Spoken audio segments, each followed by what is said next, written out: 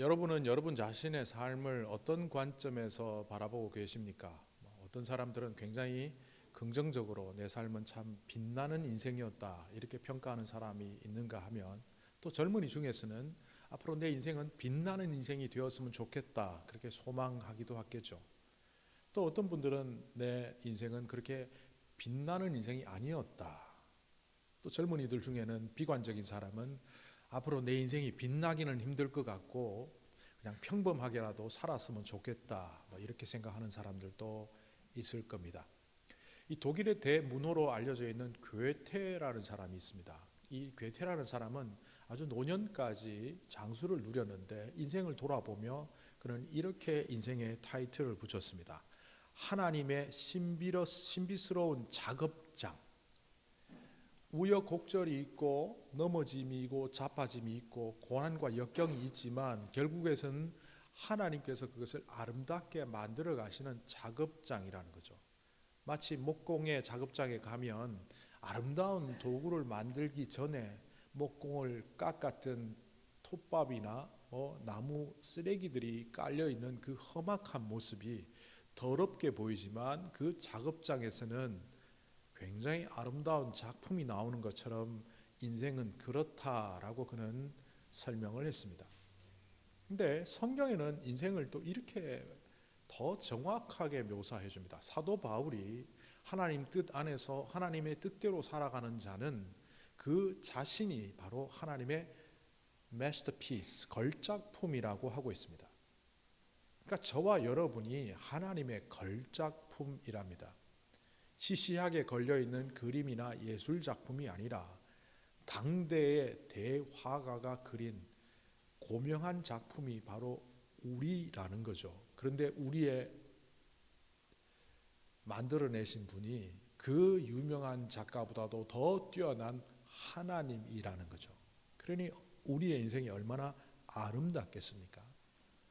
근데 바울의 인생을 들여다보면 바울은 우리가 지나고 나서 기독교가 그를 좋게 평가하고 그래서 그렇지 당시에 그를 알아주는 사람들은 많지 않았습니다.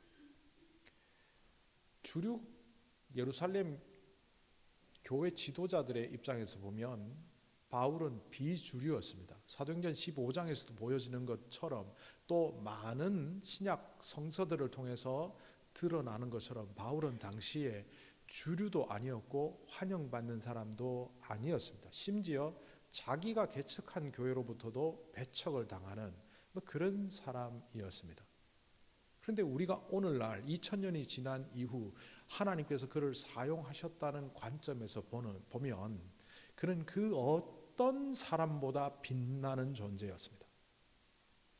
그 당시에 호의호식하고 잘 먹고 잘 살았지만 이름도 빛도 없이 사라졌던 수많은 사람들에 비해 우여곡절과 고난과 역경의 길을 걸어갔음에도 불구하고 세상 그 어떤 별보다 빛나며 또 그 빛남이 한 번으로 그치는 것이 아니라 2000년, 3000년 아니라 하나님의 나라에조차도 빛나는 별처럼 살았던 바울의 모습은 가히 아름답기 그지없습니다.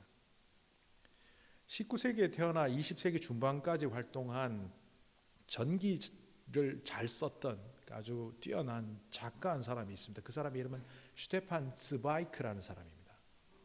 이 슈테판 츠바이크의 책에 여러분들 안 읽어보셨더라도 이 말은 한 번쯤은 들어보셨을 겁니다.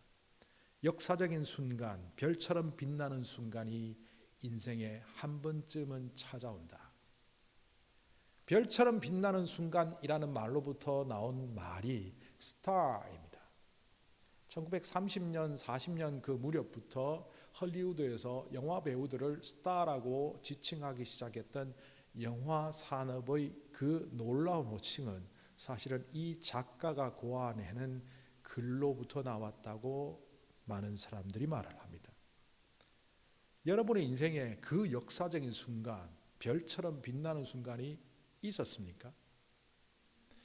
그런데 아이러니하게도 이 별처럼 빛나는 순간, 역사적인 순간의 이야기를 모아놓은 슈테판 츠바이크의 책 이름은 독일어로 Stern Studenten der Menschheit 뭐 이런 제목이 있습니다. 이 말을 풀어보면 위대한 인류의 시간, 그러니까 별처럼 빛나는 인류의 시간이라는 책 제목인데 14가지의 역사적 사건을 재밌게 풀어놓은 책입니다.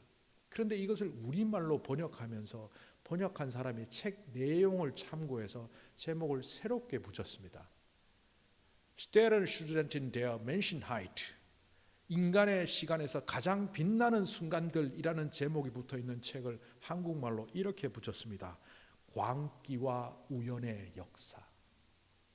겉으로는 찬란해 보였지만 그 찬란함의 이면에 있는 어두움, 광기의 내용을 담아놓은 츠바이크의 글을 읽으며 한국에 번역하는 사람이 혹은 출판사가 그렇게 제목을 붙였습니다. 인간의 역사 속에서 헐리우드의 배우들이 뛰어난 활약을 하고 사람들에게 인기 있다고 하지만 따져보십시오. 마약에 중독되어서 쥐도 새도 모르게 죽어간 사람들이 얼마나 많습니까? 겉으로는 화려하지만 우울증과 정신적 병세로 인해서 일반 사람들보다 더 불행하게 살아간 사람들이 얼마나 많습니까? 세계적인 갑부임에도 불구하고 정신적 질환 때문에 늘 처방약 없이는 이른바 마약성 진통제나 마약성 약이 없으면 살아가지 못하는 부자들이 이 땅에 얼마나 많습니까? 그들이 스타처럼 빛나지만 이면을 보면 광기와 우연의 역사처럼 보일 뿐이죠. 그럼에도 우리는 별처럼 빛나는 순간들을 기대하며 살아갑니다. 오늘 말씀 속에 나오는 이 제자들도 그렇습니다. 내 인생이 좀 빛났으면, 내 인생이 좀 별처럼 스타처럼 그랬으면 하는 마음을 갖고 있는데 오늘 성경에서는 그것을 별처럼 빛난다라고 하지 않고 큰 자, 메가스라는 헬라어를 사용해서 쓰고 있습니다. 오늘 말씀 속에 들어가 보면 두 가지 장면이 나오지만 이 두 번째 장면이 사실은 오늘 말씀의 핵심입니다. 제자들은 큰 자 논쟁을 했습니다. 누가 더 크냐? 우리 성경에 보면 얼핏 우리 중에 가장 큰 사람이 누구냐? 또 예수님의 대답 속에도 너희 중에 가장 작은 사람이 가장 크거나 가장 작거나 최상급의 언어를 번역해서 하고 있지만 헬라어로 분석해 보면 여기는 최상급이 등장하지 않습니다. 메가스, 메가라는 단어의 비교급이 등장하고 마이크로라는 말의 비교급, 작다, 가장 작다가 아니라 더 작은 자라는 비교급이 나옵니다. 그러니까 이 사람들은 내 옆에 있는 그 누구보다는 조금 더 뛰어나야 되겠다는 겁니다. 우리도 흔히 그러지 않습니까? 나는 우리 교회에서 내가 제일 잘났어. 이렇게 말하면 좀 정신적으로 좀 잘 돌봐줘야 됩니다. 근데 일반 사람들은 어떻게 표현합니다? 내가 그래도 적어도 중간은 가지 않겠어? 저도 늘 그러고 살아갑니다. 중간은 가지 않겠어. 심지어는 누구를 빗대어서 나는 누구보다도 나아. 내가 재능적인 측면에서 저 사람보다는 나은 것 같아. 내가 1등은 못해도 2등은 하는 것 같아. 비교 우위의 마음을 갖고 있는데 그게 바로 오늘 제자들이 갖고 있는 그 마음입니다. 우리 중에 가장 큰 자가 누구냐가 아니라 적어도 나는 누구보다는 낫다. 오늘 이 이야기를 더 잘 이해하기 위하여 이 이야기의 장면을 나누어서 볼 필요가 있습니다. 첫 번째 장면은 44절에 예수님이 하시는 이 말씀에 포커스를 맞춰야 합니다. 44절에 예수님이 이렇게 말씀하십니다.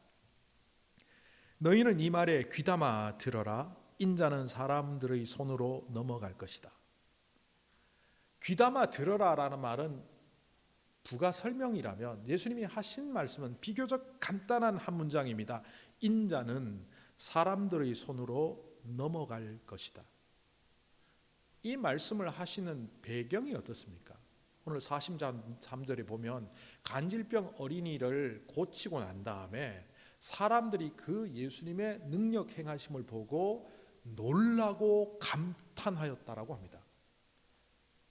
내가 이래봬도 혹은 내가 능력으로 행한 이 모든 일은 하나님의 영광을 위한 것이다. 이렇게 말씀을 하셔야 될 것 같은 상황에서 예수님이 상황과 쪽 맞지 않는 듯한 이야기를 합니다. 인자가 사람들의 손으로 넘어갈 것이다. 이미 예수님의 십자가 고난을 알고 있는 우리들은 이 말씀이 십자가를 향하여 가시는 고난과 또 예수님의 대적자들에게 넘겨질 십자가의 죽음을 의미한다는 것을 알고 있습니다. 그런데 이 제자들은 이 말뜻이 무슨 말인지 이해하지 못했습니다. 이해하지 못했다면 과거의 제자들의 모습으로 보면 질문을 해야 되는데 감히 질문할 엄두조차도 내지 못했다고 합니다.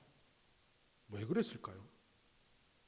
비유로 말씀하실 때 잘 못 알아들을 때 예수님의 제자들은 곧잘 예수님께 질문했습니다. 그게 무슨 뜻입니까? 그러면 예수님께서 제자들을 따로 모아서 설명을 해주셨던 장면들이 복음서 여러 곳에 나옵니다. 근데 왜 이 장면은 알아듣지도 못하고 감히 질문조차 하지 못하는, 엄두조차 내지 못하는 걸까요? 문장을 분석해 볼까요? 인자, 사람의 아들이란 뜻입니다. 이것은 다니엘서로부터 내려오는 메시아의 또 다른 호칭입니다. Son of David, 다윗의 자손, 인자, 이런 것은 메시아와 동의어로 사용되니까 메시아이신 예수님의 정체성을 드러내는 단어라고 볼 수 있습니다. 사람들의 손, 이 사람들의 손은 예수님을 해하려고 하는 손이니까 대제사장 그룹이거나 예수님의 대적자들을 일컫는 말입니다. 그런데 뒤에 나오는 넘어갈 것이다. 이 넘어간다는 얘기는 헬라어로 파라디도미라고 합니다. 이 파라디도미라는 말은 이 문장에서 수동형으로 쓰였습니다. 예수님이 넘겨주시는 것이 아니라 예수님 자신이 누군가에 의하여 넘겨짐을 당할 것이다. 그런데 이 파라디도미를 넘겨주다라는 말이 아니라 첫 번째 뜻은 배반하다라는 뜻입니다. 배반하다라는 단어가 수동형으로 쓰이면 어떻게 됩니까? 예수님이 누군가에게 배반을 당해서 적대자들의 손으로 들어간다는 겁니다. 그러니까 이 말씀은 이런 겁니다. 제자들을 향하여 기적적인 현장에 서서 병자를 고친 것을 보고 감탄하며 놀라는 제자들을 향하여 너희들이 배반자의 마음을 갖고 있을 수 있다라고 말씀하시니까 이들은 놀랐고 무슨 뜻으로 저 말씀을 하시는지 정확히 몰랐을 뿐만 아니라 질문하기도 어려웠다는 겁니다. 함부로 나섰다가 내가 배반자가 되나라는 두려움도 있었겠죠. 그러니까 결국 이 질문이 이 말씀이 하신 의도가 뭔지 우리는 파악해야 합니다. 왜 뜬금없이 예수님은 이 상황 속에서 제자들의 마음 속에 배반자의 마음이 있다고 적시하셨을까요?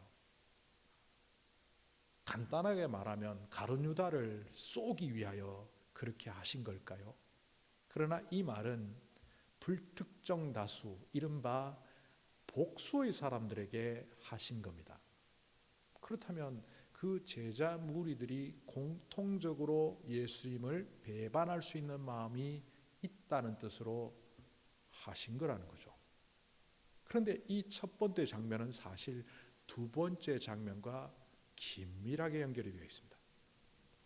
두 번째 장면은 제자들이 갑자기 예수님의 말씀을 못 알아들으니까 자기들끼리 모여갖고 와봐, 그 산 위에서 무슨 일이 있었어? 분명히 이런 얘기를 했을 겁니다. 변화산상에서 베드로, 요한, 야고보가 겪었던 이야기들이 나뉘어졌을 겁니다. 산 아래에는 어떤 일이 있어서 예수님이 권위를 주시고 능력을 주셨는데도 불구하고 우리가 아무리 애써도 쫓겨나지 않는 그 귀신 때문에 우리가 힘들었지. 바리새파 사람들이 우리를 놀릴 때 우리는 논쟁을 했단 말이야. 왜 안 됐을까? 논리적 흐름으로 보면 이 상황 속에서 그들은 자신들의 어리석음과 믿음 없음을 탓하며 반성하는 시간을 가져야 됩니다. 그 영광의 장면을 보고도 내가 초막셋을 짓겠다고 헛소리를 해갖고 예수님한테 꾸중 들었잖아. 나는 아직 멀었어. 베드로가 이렇게 말하거나 산 아래에 있던 제자들은 야, 그 예수님의 이름으로 귀신을 쫓는다고 했는데 우리가 기도가 부족했어. 예수님께서 기도 외에는 다른 방법이 없다고 하셨는데 왜 어찌 이렇게 믿음이 없느냐고 우리를 질책하셨는데, 우리는 참 믿음이 없는 자들이야. 이렇게 가야 논리적으로 많습니다. 그런데 이 상황 속에서 베드로가 그리고 다른 제자들이 뭐라고 말합니까? 우리 중에 그래도 나는 다른 사람들보다는 나, 이 말이 시작된 겁니다. 이게 왜 비교급으로 되어 있는지 미리 설명드린 이유가 바로 여기에 있습니다. 우리 중에 최고가 누구야? 라고 말한 것이 아니라 그래도 나는 야단을 맞기는 했지만 그래도 얘보다는 나. 얘는 그때 조느라고 완전히 코 골고 나자빠졌잖아. 베드로는 말하는 순간 누군가 졸고 있는 사람을 밑에 하나쯤 깔고 가는 거죠. 산 밑에 있던 제자들 중에서는 나는 그래도 붙잡고 기도했지, 이 친구는 포기하고 저기 가서 물 마시고 있었어, 나는 쟤보다는 나아. 결국 이 논쟁은 메가스라는 단어를 쓰지만 이것은 누구보다 더 크냐의 논쟁이 아니라 나는 누구보다 더 못한 사람은 아니야, 비교 우위의 논쟁이었습니다.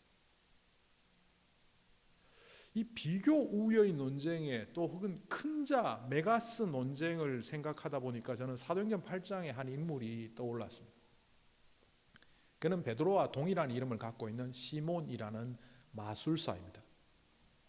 다른 기록을 찾아보면 그의 이름은 시몬 마고스라고 알려져 있습니다. 사도행전 8장에 빌립이라는 사역자, 우리가 흔히 일곱 집사라고 하는 사람 중에 스데반, 빌립, 그 빌립 사역자가 사마리아 땅에 들어가서 복음을 전하게 됩니다. 그때 그것을 보고 놀랐던 한 사람이 있는데 시몬이라는 마술사였습니다. 이 시몬이라는 마술사가 빌립을 통해서도 놀랐지만 이후 많은 사람들이 예수 믿는 것을 보고 성령의 은사를 내려주기 위하여 예루살렘으로부터 베드로와 요한이 오게 됩니다. 그런데 베드로와 요한이 전하는 그 성령의 능력을 보면서 이 사람은 깜짝 놀랐습니다. 그리고는 이렇게 말합니다. 사도행전 8장 17절 18절 이하입니다. 이에 두 사도 베드로와 요한을 말합니다. 두 사도가 그들에게 안수함에 성령을 받는지라 시몬이 시몬 마고스를 말합니다. 마술사 시몬이 사도들의 안수로 성령 받는 것을 보고 돈을 들여 권능을 내게도 주어 누구든지 내가 안수할 때 성령이 나타나게 하소서. 이때 베드로는 이 사람에게 질책을 합니다. 베드로도 시몬, 마고스도 시몬, 동명이인 시몬이 논쟁을 합니다.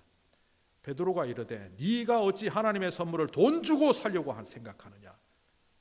너는 네 은과 함께 망할 것이다.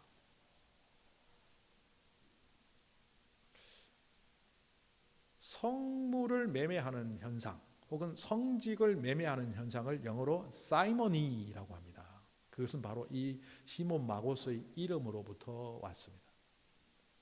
그런데 이 사람이 이 사도들이 오기 전에, 빌립이라는 사람이 오기 전에 시몬 마고스는 당시 사마리아 땅에서 큰 자로 칭송을 받았습니다. 그것이 성경에도 나옵니다. 그 성에 시몬이라는 사람이 전부터 있어 마술을 행하여 사마리아 백성을 놀라게 하니 자칭 큰 자라 하여 낮은 사람부터 높은 사람까지 다 그를 따르며 사람들이 이르되 그는 누구보다도 크다 말하였다. 이 메가 논쟁의 그 사마리아 땅에서 승자는 결국 시몬 마고스입니다. 그런데 사도들이 오면서 자신의 처지가 몰락하니까 그들과 같아지려고 돈으로 성령을 사려고 했던 과오로 말미암아 그는 교회로부터 축출당한 것으로 보입니다. 그리고 그가 30년 후 다시 등장하는 모습이 책에 나오고 있습니다. 성경에 있는 정경 말고 성경에 들어오지는 않았지만 외경이라 일컬어지면서 거룩한 좋은 문서들이 있습니다. 그 중에 하나가 베드로 행전입니다. 베드로 행전에서 여러분이 잘 알고 있는 구절이 하나 있죠.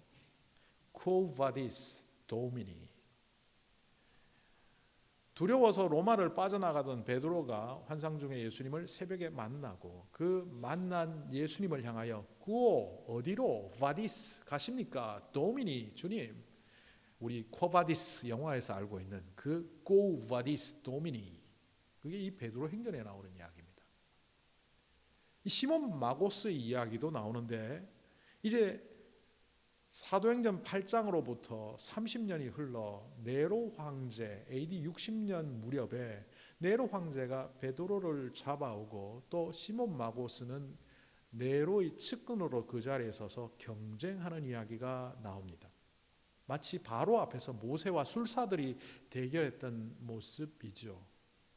모세가 이겼던 것처럼 베드로 행전에서도 베드로는 병을 고쳤지만 이 시몬 마고스는 능력을 행하지 못해 부끄러움을 당합니다. 그러나 결국 시몬 마고스의 음모로 베드로는 죽게 되고 이른바 십자가에 달려 순교당하고 시몬 마고스는 승승장구합니다.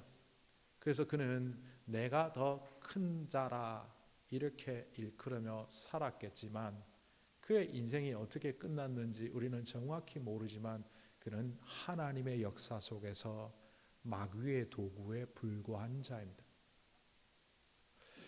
큰 자, 내가 누구보다 더 우월하다라는 이 의식은 사실 우리에게 누구에게나 있는 생각입니다. 상대적 우월감, 이건 어떤 때는 필요하다고 스스로 생각하기도 합니다. 내 살아가는 힘이요, 자존심이요. 그래서 내가 그거 없으면 어떻게 살아? 내가 아무것도 아니다. 이거 어떻게 살아가지라고 생각하지만 이게 굉장히 위험한 생각이라는 것을 우리는 놓친 채 마음속에 담아놓고 살아갑니다. 오늘 말씀에 보면 예수님께서 큰 자 논쟁, 이른바 누가 더 상대적으로 우월하냐를 논쟁하고 있는 제자들을 보시며 예수께서 그들 마음속의 생각을 아셨다라는 표현이 47절에 나옵니다. 예수님께서 제자들의 마음속에서 본 그 생각이 뭘까요? 아니 그것을 잠시 접고 우리는 흔히 예수님은 사람들의 마음을 보시는구나 그렇게 생각하지만 한번 선지식 없이 한번 접근해 보십시오. 어떻게 예수님이 사람들의 마음을 읽지? 누가복음 5장에 보면 중풍병자가 낫는 장면에서 예수님께서 병자를 고치기보다는 죄 사함을 먼저 선언하시니까 그 광경을 목격하고 있던 바리새파 사람들과 서기관들은 저 사람이 하나님도 아닌데 저렇게 하다니 저거는 신성모독이다라고 마음속으로 불쾌함을 느끼고 생각하고 있을 때 예수님이 그 생각을 꿰뚫어 보시는 장면이 누가복음 5장에 나옵니다. 그러니까 우리는 그냥 무심코 예수님은 마음의 생각을 아시나 보다. 그런데 무심코 지나가서는 안 됨을 우리는 성경에서 한번 찾아봐야 합니다. 사무엘상 16장 7절에 이런 구절이 나오죠. 내가 보는 것은 사람과 같지 아니하니 사람은 외모를 보거니와 나 여호와는 중심을 보느니라. 하나님께서는 인간의 중심을 꿰뚫어 보신대요. 이 중심이라고 표현한 히브리어는 레바브라는 말인데 마음이라 번역해도 되고 생각이라 번역해도 되고 열정이라 번역해도 되고 그 사람이 소망을 품고 있는 그 꿈이라고 번역해도 됩니다. 그 사람이 어떤 것에 집중하고 살아가는지, 그 사람이 갖고 있는 열망이 무엇인지, 그 사람의 비전이 무엇인지, 그리고 그 사람의 생각이 무엇인지 하나님은 꿰뚫어 보시고 그 꿰뚫어 봄을 통하여 우리를 평가하신다는 말을 사무엘상에서 그렇게 적고 있습니다. 자, 이걸로 볼 때 예수님은 하나님이시구나를 정확하게 우리는 추론해낼 수 있습니다. 그런 입장에서 볼 때 그러면 예수님께서 제자들을 향하여 너희들 안에 배신자의 마음이 있다 하신 말씀은 그냥 던지신 말씀이 아니라 그 후에 일어날 제자들의 큰 자 논쟁과 결부에서 복선을 깔아놓으신 겁니다. 상대적 우월감이 얼마나 위험한지, 그 상대적 우월감을 갖고 살아가는 것이 얼마나 반복음적인지, 반신앙적인지를 드러내는 거죠. 나는 누구보다는 난 누구보다는 괜찮아라고 여러분이 생각하고 살아가고 있는 그 생각들이 사실은 엄청난 위험 요소라는 것을 오늘 말씀을 통하여 깨닫기를 바랍니다. 상대적 우월감의 비극적인 모습을 그리고 있는 예수님의 비유가 있죠. 마태복음 20장에 나오는 포도원 품꾼의 비유라는 그 비유입니다. 이 비유는 어느 복음서에도 나오지 않고 마태복음 20장에만 딱 한 번 나옵니다. 그 내용을 간단히 추려보면 포도원 주인이 있었고 이 포도원 주인은 하나님을 비유한 존재입니다. 포도원에 일을 시키기 위하여 인력시장에서 사람을 데려오는데 당시 오전 6시부터 오후 6시까지의 12시간을 노동시간으로 볼 때 일찍 나가서 오전 6시에 사람들을 데려옵니다. 일을 시키다가 보니까 또 부족해서 오전 9시에 데려옵니다. 12시에 데려옵니다. 오후 3시에 데려옵니다. 심지어 오후 5시에도 데려옵니다. 겨우 1시간 일하는데도 불구하고 그때도 사람을 데려옵니다. 일이 끝났습니다. 일당을 나눠주는데 1데나리온을 나눠주는데 먼저 온 사람부터 주지 않고 나중 온 사람부터 줍니다. 1시간 일한 사람에게 1데나리온을 주니까 아침에 온 사람들은 속으로 쾌재를 불렀을 겁니다. 야, 저 사람이 1시간 일하고 1데나리온은 물리적으로 계산했을 때 나는 12데나리온이네. 적어도 한 3, 4는 주겠다. 웬걸 3시, 12시, 오전 9시, 오전 6시에 온 사람마저도 1데나리온으로 주는 것을 보고 이 사람들은 분개를 합니다. 분개 이유는 우리도 익히 알 수 있습니다. 불공평하다는 거예요. 이거는 잘못된 거다. 그래서 그들은 화를 내어서 주인에게 따집니다. 그런데 따지는 그들을 향하여 비유 속에 있는 주인이 하나님을 빗댄 존재인 그 존재가 이렇게 말을 합니다. 나는 선을 베푸는데 너희는 어찌하여 악하게 보느냐. 우리말로 의역을 해서 그렇지 직역을 하면 내가 선한 행위를 하는데 너희는 어찌 악한 눈을 갖고 있느냐입니다. 이 악한 눈은 신명기 15장에도 나오지만 궁핍한 형제를 악한 눈으로 바라보며 아무것도 주지 않은 자는 여호와께서 그에게 죄를 묻으리라. 이것 말고도 탈무드를 비롯한 유대인의 문서 또 성경 곳곳에 이 악한 눈을 가진 자는 함께 밥을 먹지도 말며 하나님이 그와 함께 하시지 않는다고 분명히 말을 하고 있는 것을 발견하게 됩니다. 이 이야기는 간단하게 말하면 예수님은 오후 5시에 온 사람에게도 일한 양과 상관없이 그가 하루 온종일 기다리며 자기 자식들, 가족들을 먹여 살리기 위하여 인력시장에서 초바심에 기다리는 그 사람에게 그 사람의 가족들에게도 먹고 살아갈 수 있는 일용할 양식의 분량을 주고 오후 6시에 온 사람에게도 동등하게 일용할 양식을 주었다는 은혜의 이야기를 하고 있는데 경제 타산 내지는 자기가 갖고 있는 원리 심지어 상대적 우월감으로 말미암아 결국은 은혜를 불평의 시간으로 만들어버리는 그들을 향하여 예수님은 악의 눈을 가진 자라고 말씀하신 겁니다. 오늘날 우리가 갖고 있는 시대의 흐름에 따라서 세태에 따라서 해보면 그렇죠. 오후 6시에 온 사람은 오전 6시에 온 사람은 12시간을 일했고 낮 12시에 온 사람은 6시간 일했고 오후 5시에 온 사람은 1시간 일했습니다. 어떻게 동등하게 줄 수 있지? 이게 우리의 눈입니다. 이게 우리가 갖고 있는 상대적 우월감입니다.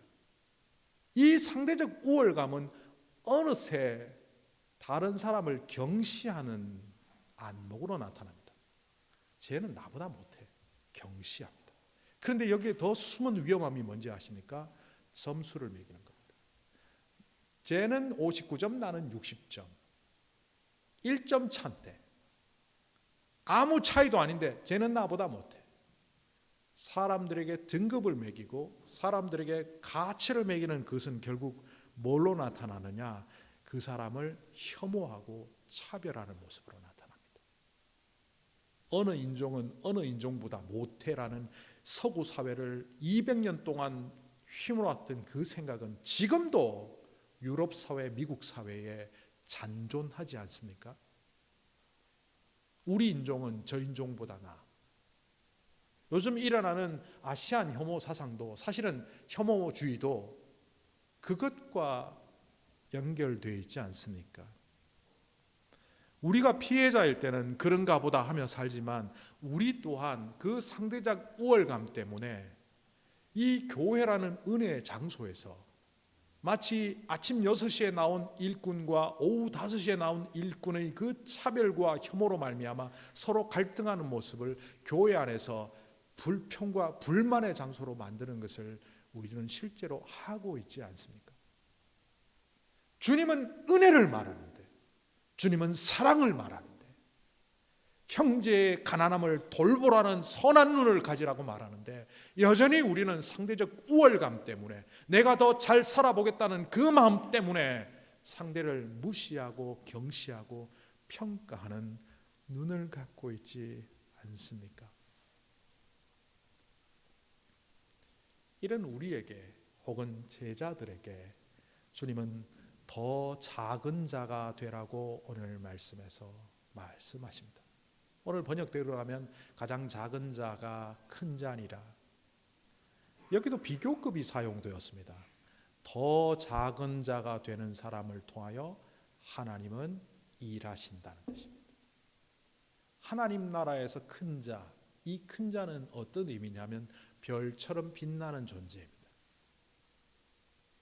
사실 즈바이크라는 작가가 스타, 인생에는 별처럼 빛나는 순간이 있다라고 말한 것처럼 보이지만 이 원조는 성경입니다. 다니엘서 12장 3절 4절에 이렇게 기록하고 있습니다. 지혜 있는 사람은 하늘의 밝은 빛처럼 빛날 것이고 많은 사람을 옳은 길로 인도한 사람은 별처럼 영원히 빛날 것이다. 다니엘아, 너는 마지막 때까지 이 말씀을 은밀히 간직하고 이 책을 봉하여 두어라. 많은 사람이 이러한 지식을 얻으려고 왔다 갔다 할 것이라.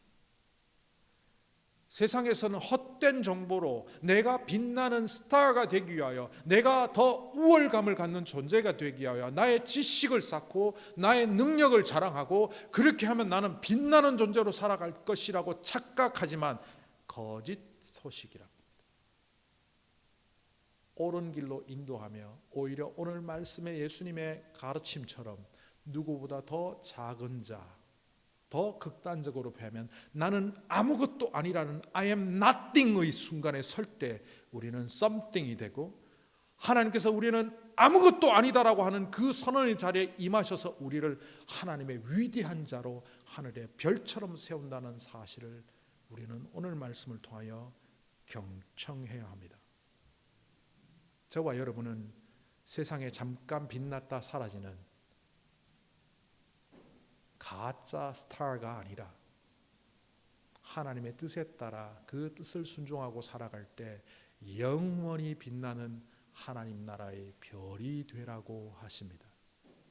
그러기 위하여 우리 안에 잘못된 이야기들, 상대적 우월감이 있어야 뽐내며 남들보다 잘난 척하며 살 수 있다는 그 생각들을 내려놓고 I am nothing, 나는 저 사람보다 더 낮은 자가 되려고 하는 그 작은 자의 길에 설 때 결국 하나님은 우리를 통하여 위대한 역사를 일으켜 가신다는 것을 믿으며 걸어가는 하나님 나라의 영원한 별들이 되시기를 간절히 소망합니다.